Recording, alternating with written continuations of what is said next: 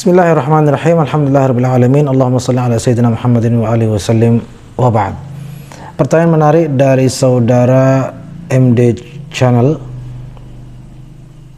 Ya, baru masuk hari ini kalau tidak salah. Menyebutkan Assalamualaikum warahmatullahi wabarakatuh. Buya. Waalaikumsalam warahmatullahi wabarakatuh. Apa pandangan antum soal yaqadah? Misal sebut Syekh Abdul Qadir Al-Jailani, Syekh Abdul Qadir Jailani menyebut maksudnya, minta tolong kemudian beliau muncul. Apakah seperti ini dibenarkan dalam ilmu tasawuf?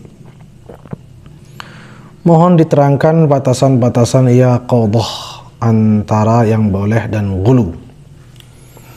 Yaqadah ya, yang artinya terjaga, dalam keadaan jaga atau dalam nyata, dalam kenyataan, bukan dalam mimpi. Itu maksudnya yaqadah. Yaqadatan, dalam keadaan terjaga. Ya, bagaimana batasannya? Apakah dibolehkan antara yang boleh dan ghulu? Ghulu di sini yang berlebihan. Apakah itu bablas berlebihan dalam menjalankan agama dan lain sebagainya. Baik. Ada dua masalah di sini. Masalah pertama tentang menyebut-nyebut Syekh Abdul Qadir Jailani minta tolong. Baru masalah yang kedua, beliau muncul maksudnya dalam keadaan nyata, terjaga, bukan dalam tidur atau dalam mimpi. Ada dua masalah. Satu persatu kita akan ulas dan kupas, mudah-mudahan bisa sampai tuntas. Walaupun mungkin butuh waktu ya, mohon sabar. Masalah pertama mengenai menyebut-nyebut atau lebih tepatnya di sini memanggil-manggil seorang wali untuk meminta pertolongannya. Kita perluas, meminta kepada makhluk untuk minta tolong, untuk meminta pertolongannya. Meminta kepada makhluk. Kita perluas, jangan kita sempitkan wali, jangan juga kita sempitkan yang sudah meninggal. Minta kepada makhluk. Kenapa saya ingin memperluasnya? Karena yang seringkali perhatikan baik-baik, seringkali menjadi alasan yang paling besar atau alasan yang terkuat untuk melarang praktik semacam itu adalah alasan apa? Syirik. Kan begitu. Oh, itu syirik, meminta tolong kepada makhluk. Nah, sekarang coba kita cermati baik-baik dengan akal dan nurani yang sehat. Memanggil makhluk untuk minta tolong. Pertanyaannya sederhana dan objektif sekali. Bukankah selama ini kita seringkali memanggil makhluk dan meminta tolongnya untuk minta tolong? Kan begitu. Misalnya, tolong Pak Satpam. Pak Satpam ini makhluk atau khaliq? Kan begitu, makhluk kan. Pak Satpam tolong jagakan apa misalnya, atau tolong uruskan apa. Pak supir tolong antarkan saya. Pak dokter tolong, atau Bu dokter tolong obati saya. Pak pemadam kebakaran tolong padamkan api di rumah saya. Walayazubillah. Pak atau Ibu dan seterusnya. Bahkan kita perluas lagi, jangan hanya makhluk yang berwujud manusia, makhluk binatang. Seseorang punya peliharaan atau punya peliharaan seekor anjing sebagai pengawalnya. Ya, kan ada tuh anjing-anjing satpam ataupun anjing pelacak bagi polisi. Bukankah polisi ketika memanggil anjing pelacaknya, dia memanggil karena minta tolong dari anjing itu untuk melacak sesuatu yang memang sedang sedang ditelusuri oleh polisi tersebut informasinya. Nah, semua ini bukankah semua itu adalah memanggil makhluk untuk minta tolong? Jawaban yang sejujur-jujurnya iya. Semua itu adalah memanggil makhluk untuk minta tolong. Nah, apakah selama ini itu dipersoalkan? Jawabannya sejujur-jujurnya tidak pernah dipermasalahkan. Tidak pernah dipermasalahkan. Baik. Terus yang dipermasalahkan yang mana? Apabila, subhanallah, coba kita renungi baik-baik. Yang dipermasalahkan adalah apabila makhluk tersebut bukan sekedar manusia, apalagi binatang. Manusia pun bukan sekedar manusia, tapi kekasih Allah. Satpam yang bisa jadi agamanya non-muslim, kita memanggilnya untuk minta tolong, tidak ada persoalan. Apalagi dibilang syirik, haram saja tidak ada yang ngomong begitu. Haram, makruh saja tidak ada kita pernah dengar. Minta tolong kepada satpam yang non-muslim makruh, gak pernah kita dengar. Apalagi haram, apalagi lebih daripada itu. Kufur, syirik, mustahil kita dengar itu. Tapi ketika yang dipanggil dan untuk minta tolong ini adalah kekasih Allah, orang yang ahli ibadah, ahli wirid, ahli ma'rifat, orang yang dekat kepada Allah. Wow, di sini sudah luar biasa. Nah, pertanyaannya, kalau minta tolong sama yang waliullah tadi itu, dibilang apa? Dibilang syirik langsung kan gitu. Baik, syiriknya kenapa? Kan karena minta tolong kepada selain Allah, konon katanya. Kan begitu? Oke, minta tolong kepada wali adalah syirik karena itu meminta tolong kepada selain Allah. Pertanyaannya, yang tadi semua itu bukan selain Allah namanya. Ini dibilang syirik karena meminta tolong kepada makhluk, bukan meminta tolong kepada Khalik. Nah tadi yang contoh yang banyak sekali itu, yang tidak pernah dipermasalahkan sepanjang zaman itu, bukan makhluk, Khalik semua itu. Mahasyalillah, semua itu makhluk juga. Terus bedanya apa? Kenapa yang waliullah tidak boleh? Yang bukan waliullah, bahkan non-muslim, bahkan hewan atau binatang sekalipun yang najis seperti anjing, menurut mazhab Syafi'i, malah silahkan, tidak masalah. Kan itu pertanyaan besar. Ditambah tanda seru juga, bukan hanya tanya, ada tanda serunya juga. Baik. Berarti ketika kita mengatakan memanggil waliullah untuk minta tolong adalah syirik, ya, itu berarti fatwa yang sangat cacat, tidak bisa dipertanggungjawabkan. Mengapa? Karena tadi yang contoh-contoh yang sekian banyak tadi, yang sama-sama memanggil makhluk untuk minta tolong, ternyata tidak dipersoalkan.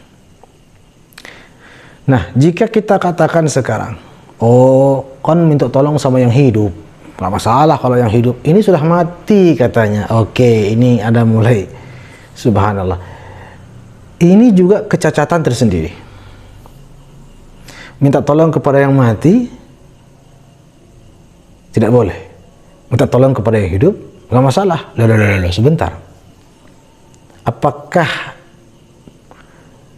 sesuatu ketika dia mati baru dikatakan makhluk selain Allah, sedangkan ketika dia hidup dia bukan makhluk selain Allah? Kan yang menjadi, subhanallah, mudah-mudahan bisa dipahami, kan yang menjadi alasan terbesarnya meminta kepada makhluk selain Allah, minta tolong gitu, minta tolong kepada makhluk, kan itu. Nah sekarang kalau memang meminta tolong kepada makhluk atau minta tolong kepada selain Allah daripada makhluk adalah syirik, ya apa bedanya mati dan hidup? Kan sama-sama makhluk. Bahkan benda mati, misalnya ketika seseorang memasang orang-orangan di tengah sawahnya, orang-orangan itu kan patung.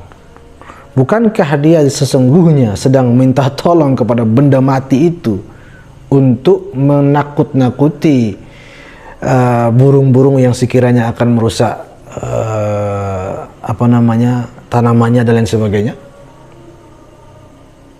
Ya, kenapa itu tidak dikatakan astagfirullah, itu meminta tolong kepada berhala, itu syirik akbar? Tidak ada yang berpikir begitu. Bukankah itu juga makhluk? Bukankah itu juga mati? Bahkan mati sedari awal, memang tidak pernah hidup.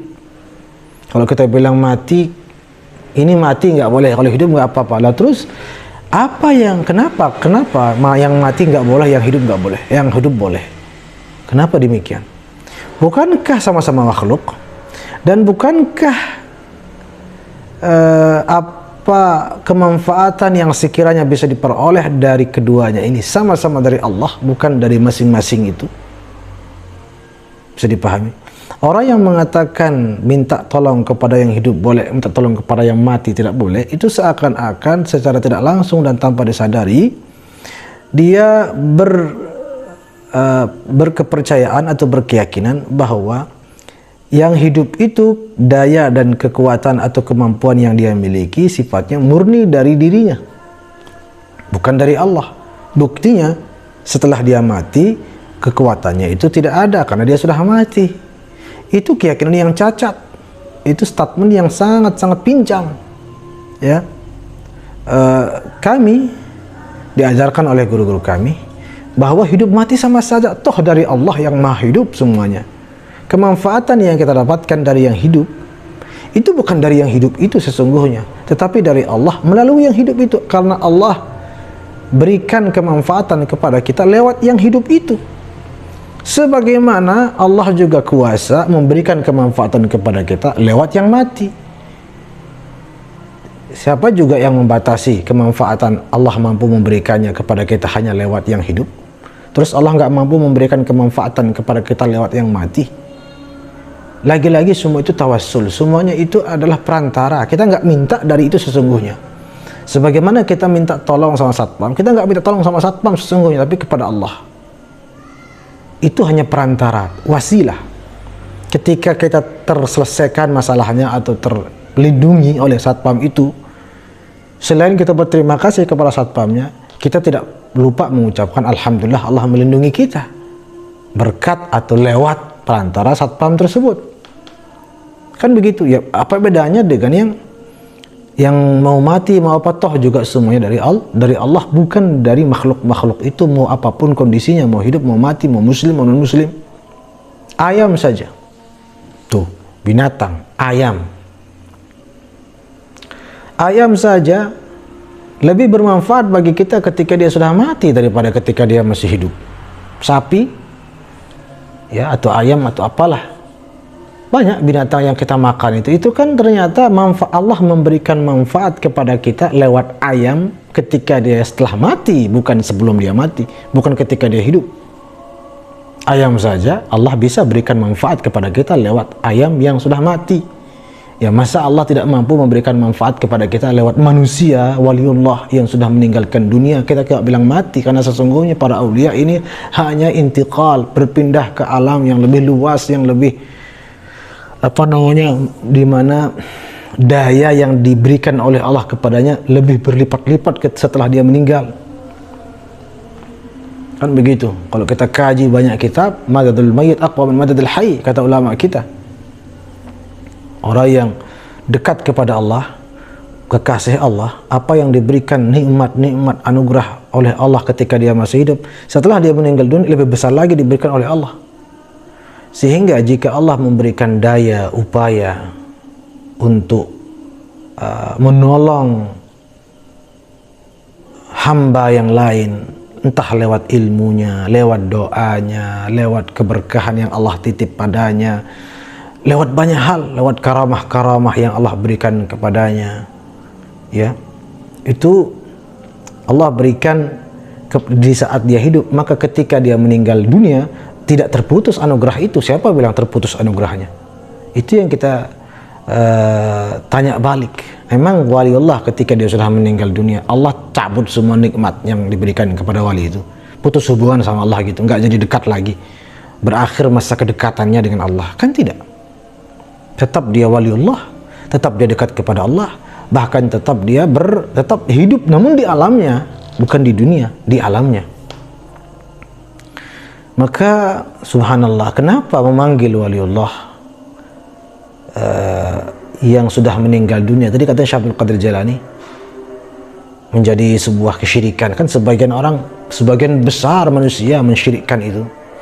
Tapi ketika kita minta tolong sama satpam pemadam kebakaran, kepada dokter, kepada ulama, kita minta tolong kepada ulama. Minta tolong apa? Menghilangkan kejahilan kita, kebodohan kita dengan ilmu. Kan begitu, kita minta tolong juga. Itu makhluk. Nah ini dia sudah meninggal dunia, maka ya sudah, terus kembali kepada kepercayaan masing-masing. Anda tidak percaya bahwa wali itu diberikan oleh Allah izin untuk menolong hamba lain dari alamnya, menolong hamba yang masih di dunia. Anda tidak percaya, silahkan, jangan minta tolong, jangan bertawassul. Tapi kalau ada yang lain mempercaya itu, biarkan. Sama seperti ada orang ini sebagian percaya dia ini bisa mengobati, akhirnya pada kesono minta tolong untuk minta obat. Sebagian tidak percaya, ya sudah, tidak perlu yang tidak percaya ini mensyirikkan yang percaya. Anda ini kok minta tolong, nggak perlu, Anda menghindar saja sana, biarkan orang percaya kok dia bisa mengobati. Anda tidak percaya, sudah. Jadi ini soal kepercayaan saja. Anda tidak percaya bahwa dia bisa mengobati, Allah memberikan dia kemampuan untuk mengobati, ya sudah, jangan percaya. Selesai, gak perlu Anda mengharamkan, mensyirikkan. Di mana letak syiriknya? Kecuali yang datang berobat ini menyembahnya. Tapi kan tidak. Hanya bertawassul. Tawassulnya apa? Memohon kepada Allah pada hakikatnya, tetapi lewat perantara. Orang yang datang ke tabib, itu kan hakikatnya dia memohon kesembuhan dari Allah lewat wasilah hambanya yang dipercaya oleh dia. Allah titipkan kemampuan menyembuhkan di situ. Itu. Ya kan? Orang lain tidak percaya, sudah, Anda jangan percaya. Tetapi jangan Anda mensyirikkan. Lah di mana syiriknya? Dia tidak menyembah kok. Kan begitu. Nah,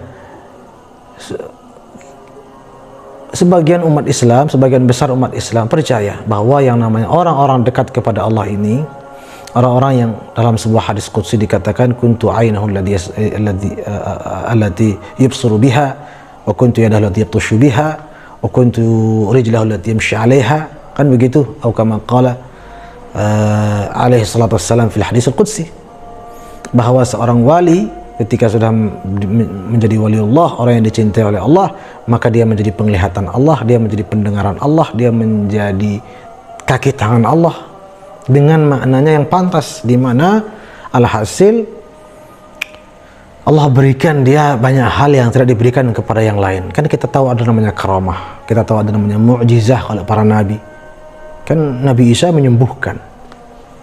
Orang datang kepada Nabi Isa juga untuk minta kesembuhan, minta tolong agar disembuhkan. Namun konteksnya tawassul, hakikatnya minta tolong kepada siapa? Kepada Allah Subhanahu wa taala. Nah, sekali lagi kita ulang, orang percaya bahwa yang wali yang sudah meninggal ini hanya pindah alam, tetap Allah berikan dia kemampuan atau izin atau daya atau apapun namanya untuk bisa menolong para pengikutnya, para pecintanya, para hamba-hamba Allah yang lain. Menolong dengan apa? Dengan doanya kah? Dengan kekaramahannya lah? Dengan apalah? Sebagaimana itu dapat terjadi di masa hidupnya. Orang meyakini itu, ya sudah, biarkan orang mempercayai itu. Dan sekali lagi konteksnya adalah tawassul. Seperti contoh yang tadi datang ke tabib. Anda tidak percaya itu, menghindarlah sana, menjauh saja, cukup. Tidak perlu mengatakan itu syirik. Kalau Anda mengatakan itu syirik, ya Anda ketika pergi minta tolong ke dokter juga syirik. Kan sama-sama makhluk. Masa minta tolong sama yang mati syirik, minta tolong kepada yang hidup tidak syirik? Kan sama-sama makhluk, sama-sama selain Allah. Tidak ada syirik-syirik di situ. Ya, jadi kita memohon. ada ungkapan begini, agak lucu juga. Bilangnya begini, masa segala-gala minta tolong sama, terus nggak ada yang dimintai, yang dimintai kepada Allah itu nggak ada dong. Terus nggak minta tolong sama Allah dong, minta tolong sama makhluk terus dong. Kalau segala-galanya bisa dimintai pertolongannya dari makhluk, terus gimana dong? Nggak ada yang disisakan untuk Allah. Itu asumsi yang salah kaprah. Itu asumsinya bahwa ketika orang minta tolong kepada makhluk, itu sesungguhnya dia menjauh dari Allah. Tidak seperti itu. Itu hanya majaz namanya. Penampakannya saja minta tolong sama manusia atau sama makhluk. Hakikatnya minta tolong sama Allah. Itu hanya proses tawassul. Prosedurnya di alam dunia begitu. Ilmu dari Allah. Tapi mau nggak mau kita datang ke orang yang kita percaya Allah menaruh ilmu padanya, para ulama. Susu dari Allah. Ya, segala sesuatu dari Allah. Tapi kita mengambil susu itu dari mana? Dari binatang, sapi. yang mana kita yakini, kita percaya Allah meletakkan susu miliknya itu, ciptaannya itu pada binatang itu. Lebah ciptaan Allah, dari Allah.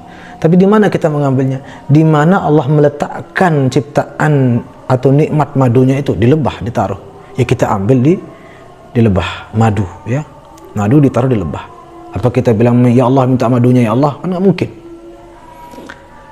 Subhanallah. Begitu juga dengan keberkahan, dengan terutama keberkahan. Sebenarnya intinya keberkahan, ada madad, ada keberkahan tersendiri, yang mana dengan keberkahan itu segala hajat terpenuhi, penyakit tersembuhkan, hati menjadi tenang, hajat apapun dengan itulah kepercayaan orang, barokahnya orang dekat kepada Allah loh. Anda tidak percaya sudah, tapi jangan bilang syirik. Syirik dari mana? Syirik itu begini, kita percaya ada kekuatan kecil,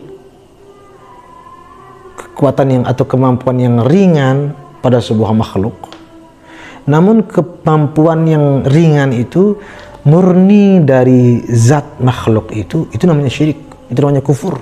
Contoh, ayam bisa terbang, ayam atau burung bisa terbang, burung bisa terbang. Burung bisa terbang ini kan sebuah kemampuan terbang, dan ringan, bukan hal yang aneh gitu. Tetapi ketika Anda meyakini bahwa terbangnya burung itu atas kemampuan yang dimiliki, yang murni dimiliki oleh burung tersebut, tanpa sangkut paut, tanpa campur tangan kehendak dan kuasa Allah, maka wal'iyazubillah Anda kafir, Anda syirik. Nauzubillah. Orang jauh lah yang berkeyakinan seperti itu, maka dia syirik. Padahal dia mengatakan burung terbang, burung mampu terbang. Tetapi kalau di keyakinannya terbangnya itu atas bersifat dzati, namanya kalau dalam ilmu akidah, terbangnya itu bizatihi lah, bukan biiznillah, yang itu syirik. Tetapi jika seseorang berkeyakinan bahwa burung ini misalnya punya kemampuan yang lebih dahsyat daripada itu, lebih ajaib, misalnya burung ini bisa membelah bulan menjadi 4, dan burung ini juga bisa menurunkan misalnya Sidratul Muntaha ke bawah, burung ini kan itu sebuah kemampuan juga, tapi kemampuan yang ya di luar kebiasaan. Kita meyakini kemampuan itu, mempercayai kemampuan itu. Kita nggak bicara benar apa tidak, tapi kita berbicara kepercayaan tentang hal itu. Tetapi mempercayai itu dalam konteks bahwa hal itu, kemampuan luar biasa itu adalah diberikan oleh Allah dengan izin Allah dan seterusnya, itu tidak bisa dikatakan syirik. Malah yang syirik yang mempercayai dia terbang saja, kemampuannya hanya terbang, tetapi bukan dari Allah, dari dia, dari burung itu baru syirik. Jadi bukan soal ini nggak masuk akal, ini bukan soal itu, tapi keyakinan bahwa itu dari mana, dari Allah atau dari dia. Kalau dari Allah aman, apapun anda yakini. Tinggal persoalan benar atau tidak saja, itu hanya membutuhkan bukti saja. Soal benar atau tidak yang dipercayainya, itu urusan lain. Aduh, jadi kepanjangan nih, mohon maaf, tapi perlu ditekankan ini agar subhanallah, agar kita tidak terlalu sensitif lah melihat praktik-praktik minta tolong kepada. Lagi pula, sekali lagi kita pertegas, nampaknya saja minta tolong, sebenarnya minta tolong kepada Allah, sehingga tidak perlu anda khawatir, kok anda minta tolong sama makhluk terus, nggak pernah minta tolong sama Allah. Hei, nggak pernah loh dia minta tolong sama makhluk. Sesungguhnya dia selalu minta tolong kepada Allah. Hanya itu tawassul saja, itu majas saja, kelihatannya doang minta tolong sama makhluk, hakikatnya minta tolong sama Allah. Buktinya ketika tercapai hajatnya dia bilang alhamdulillah, kan begitu. Ada hadis di mana Rasulullah SAW justru memberikan saran kepada umatnya, apabila kamu sekalian berada pada bumi, pada padang Sahara yang tidak ada laisa biha anis, katanya Nabi, yang mana anda tersesat, lalu anda khawatir akan binasa oleh hewan buas dan lain sebagainya, maka falyaqul ya ibadallahi aghithuni, Nabi loh yang menyarankan. Maka hendaklah dalam kondisi berbahaya seperti itu, hendaklah dia memanggil-manggil, wahai hamba-hamba Allah, tolonglah aku. Ini Nabi yang suruh. Terus Nabi suruh syirik gitu. Dan adakah hamba Allah di situ yang sifatnya real terlihat? Ya pasti yang di alam yang berbeda. Rijalul ghaib atau para wali yang sudah meninggal dunia, entahlah, ataupun para malaikat, terserah. Yang penting di dalam hadis itu Nabi perintahkan memanggil makhluk yang tidak nampak dan minta tolong. Ya ibadallah aghithuni fa inna lillahi ibadan khuliqu min ajli qada'i hawaijin nas. Atau kama qala sallallahu alaihi wasallam. Nabi mengatakan sesungguhnya Allah memiliki hamba-hamba khusus yang memang diciptakan untuk memenuhi hajat manusia di muka bumi dengan izin Allah. Mau bilang syirik gimana?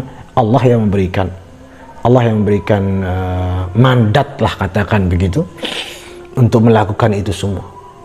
Maka tidak ada sedikit pun unsur syirik pada kepercayaan itu, kecuali jika memang seseorang pelaku tersebut memang meyakini seperti tadi saya katakan bersifat dzati, memang kemampuan tersebut murni dari dia yang memilikinya. Yang mana apabila dia mati, maka matilah kemampuannya. Justru itu yang syirik. Kalau kita meyakini dari Allah semuanya, maka tiada beda hidup dan mati. Selama kita percaya Allah masih memberikannya, ya mau mati tetap diberikan oleh Allah, itu kepercayaan kita. Maka tetap kita minta tolong. Tapi minta tolong di sini tolong apa? Minta tolong didoakan, minta tolong diberikan keberkahan, dibagi-bagi keberkahannya, minta tolong ya apapun lah. Selama konteksnya, maksudnya hanya tawassul, tidak masalah. Mau minta tolong apapun itu yang dimintai pertolongannya. Selama dalam konteks atau dengan maksud tawassul, semua hakikatnya dari Allah, itu hanya proses saja, mengambil berkah dan mengambil wasilah saja, sebagaimana perintah Allah sendiri, ya ayyuhalladzina amanu taqullaha wabtaghu ilaihil wasilah, maka tidak ada kesyirikan di situ sama sekali.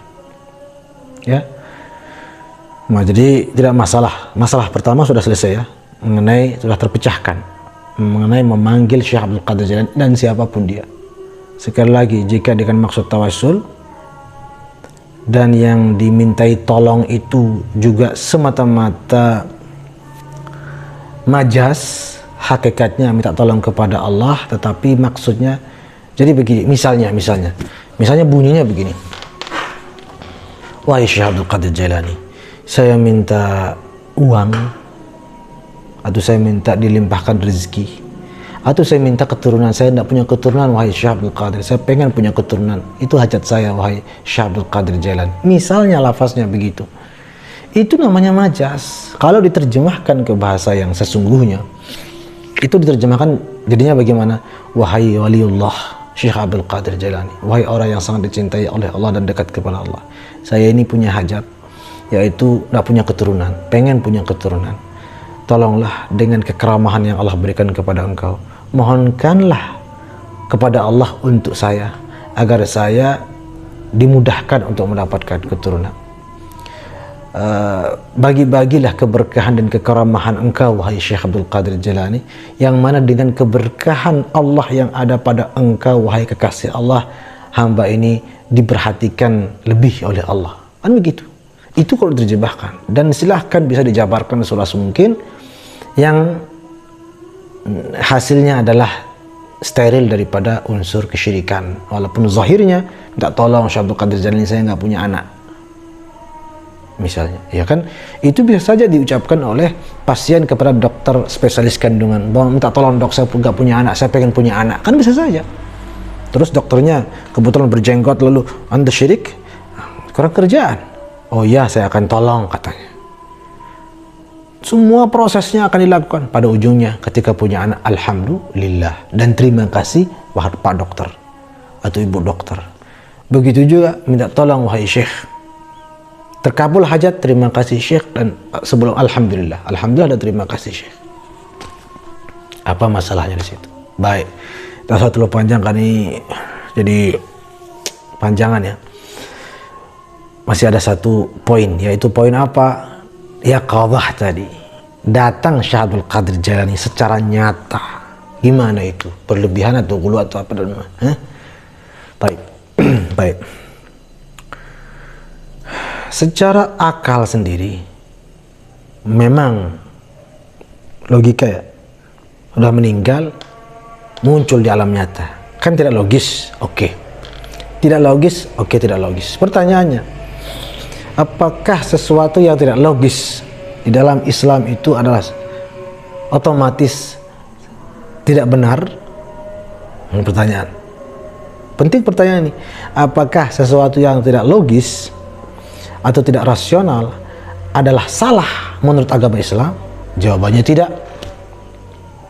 Malah di dalam agama Islam banyak yang tidak logis. Quran saja isinya tidak logis semua, bukan semua tapi banyak. Ayo cerita dibelahnya lautan, dibelahnya bulan, tongkat berubah jadi ular, emang logis semua itu? Nah, terus karena mentang-mentang tidak logis terus salah gitu Qurannya? Kan tidak. Ada namanya karamah, ada namanya mukjizah, ada namanya kekuasaan Allah yang maha absolut, yang tidak terbatas oleh apapun. Talaqatul qudrah, kekuasaan Allah yang maha absolut, maha mutlak, tidak terbatas oleh apapun. Kita harus mempercayai itu. Karena ada namanya karamah, ada namanya mukjizah. Itu kan kejadian-kejadian di luar nalar manusia, akal manusia. Bahkan dalam ibadah yang kita lakukan sehari-hari, tayamum misalnya, atau mengusap khuf, apa kata Imam Ali? Lau kana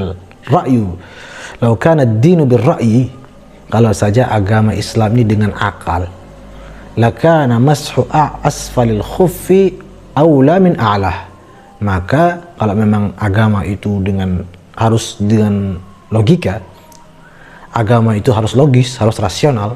Kalau harus begitu, maka mestinya mengusap khuf, yang diusap itu bawahnya bukan atasnya. Tapi kan ternyata atasnya yang diusap ketika wudhu, padahal yang kotor bawahnya. Kenapa begitu? Ya sudah, memang Islam nggak sepenuhnya gitu 100% harus pakai akal, nggak harus masuk akal. Tapi ada indera lain yang lebih kuat, yang lebih mampu menjangkau, yaitu hati. Masuk hati, itu yang juga indera kalah penting. Jangan hanya cari masuk akal terus masuk hati juga penting. Nah, oke, tidak logis. Betul, kita sepakat tidak logis. Syekh Abdul Qadir Jailani datang di alam nyata. Tidak logis, betul tidak logis. Tapi karena tidak logis gak mungkin terjadi? Enggak juga. Banyak loh kejadian yang tidak logis terjadi. Mungkin saja terjadi, berarti kan kesimpulannya begitu. Nah, oke, itu secara akli lah. Secara nakli gimana? Mungkin ada yang bilang nggak ada riwayatnya, nggak ada hadisnya, itu nggak boleh kita meyakini begitu. Siapa bilang? Bukankah baginda Nabi SAW ketika Isra Mi'raj, beliau Isra Mi'raj, menempuh perjalanan Isra Mi'raj itu dalam mimpi atau di alam nyata? Dalam keadaan terjaga, mimpi atau nyata? Sejawabannya apa? Nyata.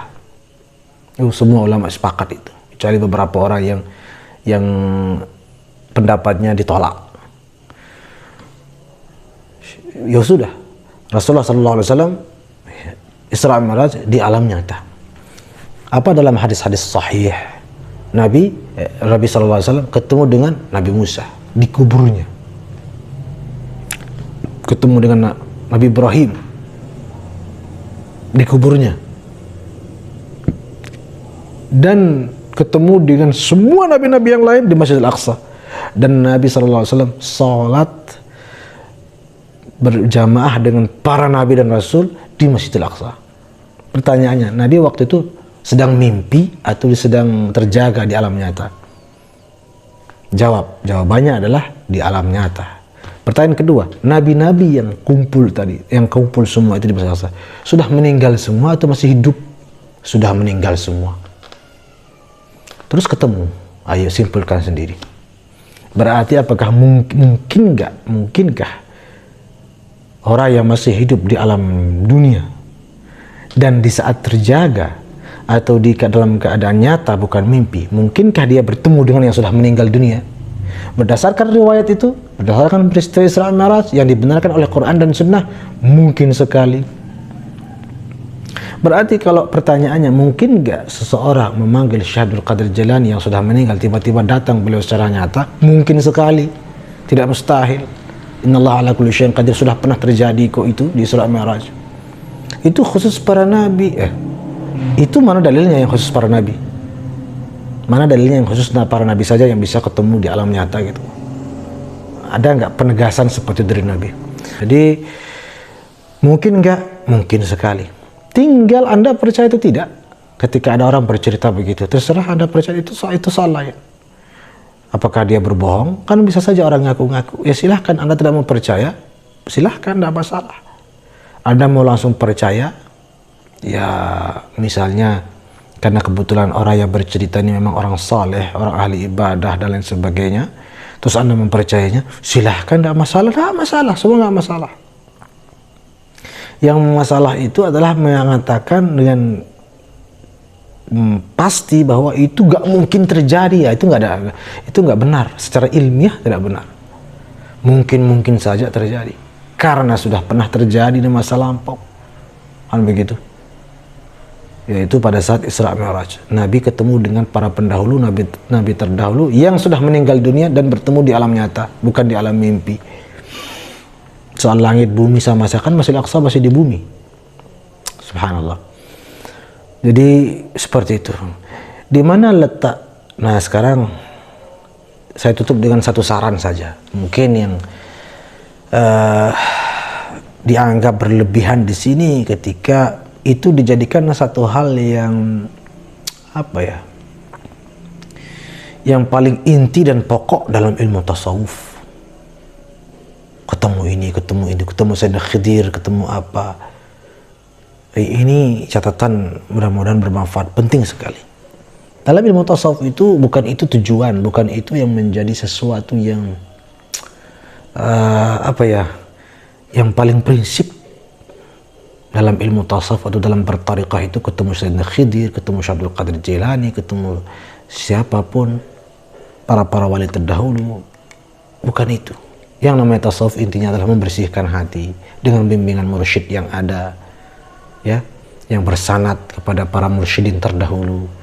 Kita beristighfar, bersihkan hati, mendekatkan diri, tingkatkan ibadah, tingkatkan kemuliaan akhlak, tingkatkan cinta kita kepada Rasulullah SAW dan cinta kita kepada keluarga beliau Ahlul Bait dan kepada para aulia Allah saleh dan kepada semua makhluk ciptaan Allah.